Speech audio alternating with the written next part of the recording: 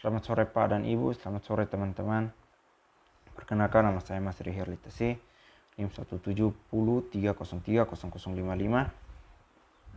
kelas A semester 7, program studi Sosiologi, Fakultas Ilmu Sosial dan Ilmu Politik, Universitas Nusa Cendana Kupang. Hari ini saya akan membahas sebuah buku dari tugas Sosiologi Terapan, buku ke-16 yang berjudul Kesenjangan Dunia Maya. Kita masuk ke topik yang pertama, menurunkan informasi masyarakat. Sementara berbeda cara signifikan dalam kontribusi yang mereka berikan pada debat, mereka semua berbagi gagasan bahwa masyarakat sedang diubah oleh revolusi teknologi informasi yang menciptakan sosial yang mana sekali baru struktur. Pendukung semacam itu menyarankan agar kita menyaksikan kematian era industri dengan penggantian modal dan tenaga kerja sebagai kepala sumber daya, pertumbuhan ekonomi dan informasi, dan pengetahuan sebagai sarana utama dalam pembangunan.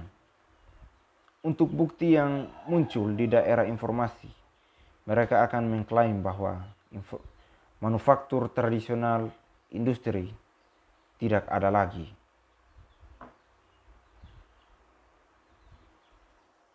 Yang berikutnya adalah perspektif kritis perkembangan teknologi. Dengan menghindari akun yang lebih utopis dari masyarakat informasi tesis, menyumbang koleksi ini telah mencoba untuk mengadopsi dengan kritis dan mungkin lebih berhati-hati dengan perubahan yang didorong oleh teknologi saat ini yang sedang berlangsung. Khususnya perkembangan teknologi dilihat sebagai bentuk oleh sosial, ekonomi, dan hubungan politik yang pada gilirannya seringkali menghasilkan ketidakpastian hasil. Dari perspektif ini, penjelasan untuk penyeberangan yang tidak merata teknologi informasi komunikasi di dalam dan di antara masyarakat harus dicari dari yang lebih luas pemahamannya tentang hubungan antara perkembangan teknologi dan peluang. Dalam setiap perdebatan tentang inovasi teknologi, sosial aksi dan kelembanan dari kelompok yang berbeda memainkan peran penting dalam pembentukan sosial dan aplikasi teknologi. Keberadaan file miskin informasi misalnya, mungkin karena keinginan yang jelas pada bagian dari beberapa kelompok yang diuntungkan informasi dengan sengaja dan secara sistematis, mengecualikan mereka dan berpartisipasi dalam komunikasi yang lebih luas. Manfaat material yang akan diperoleh melalui komunikasi elektronik mungkin karena itu dengan jelas terkait pada kondisi material dari mereka yang berpartisipasi dalam jaringan internet tersebut.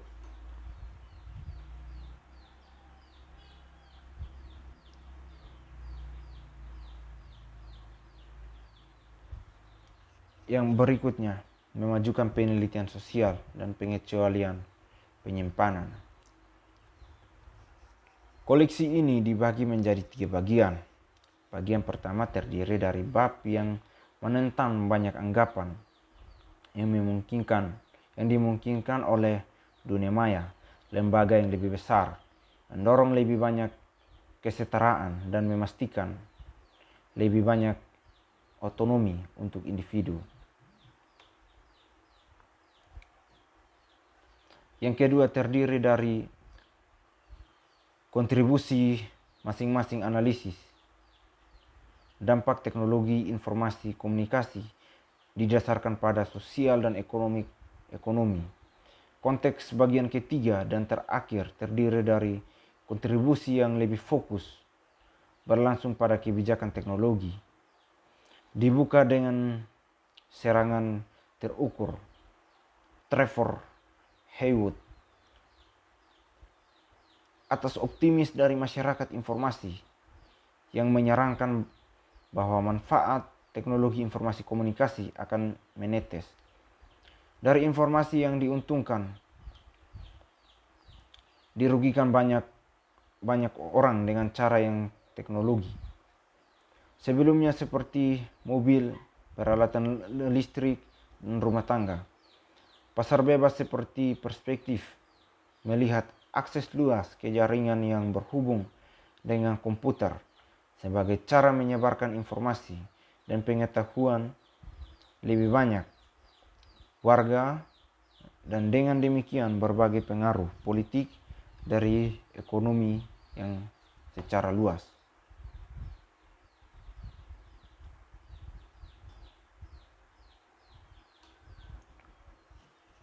Yang berikutnya adalah privasi, retoris dan realitas. Menariknya, potensi gangguan, pengendalian dan penyalahgunaan bisa muncul sebagai akibat dari teknologi komputer jaringan, sekaligus menginspirasi. Ada beberapa komentator, terutama di Amerika Serikat, untuk mengambil good girls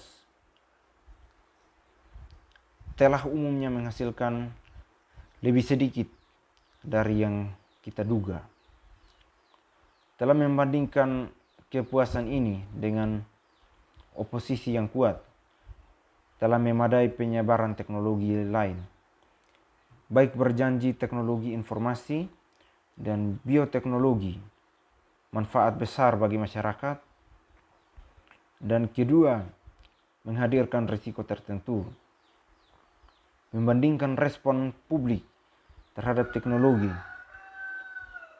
dan peletakannya keluar masalah yang telah menimbulkan pertentangan, menyarankan hierarki nilai yang membentuk sikap publik secara luas menuju sains dan teknologi. Ini juga memperlihatkan tentu saja kontradiksi antara retorika dan kenyataan.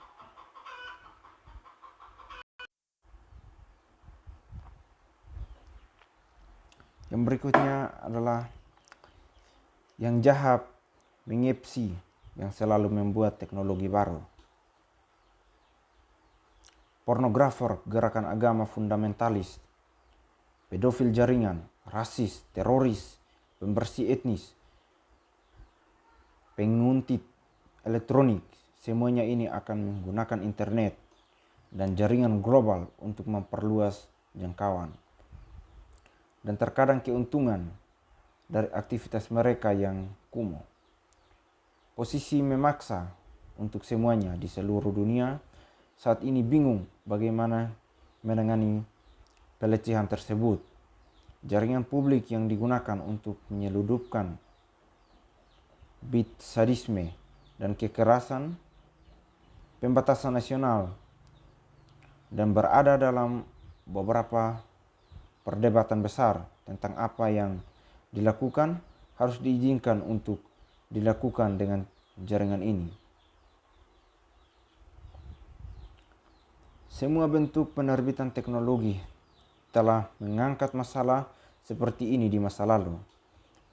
Tetapi kebebasan dan kebebasan individu akan membebani nilai-nilai moral dan etika. Ketika tidak seperti bentuk publikasi lain yang dilakukan.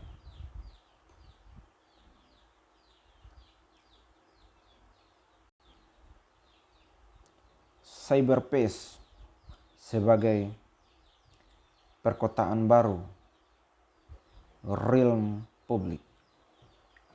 Sementara sifat dari ranah publik, kota yang jelas bervariasi di seluruh dunia, percaya bahwa kekuatan umum ada menuju perkotaan, fragmentasi, dan di mana gagasan tradisional tentang ranah publik universal menjadi semakin bermasalah.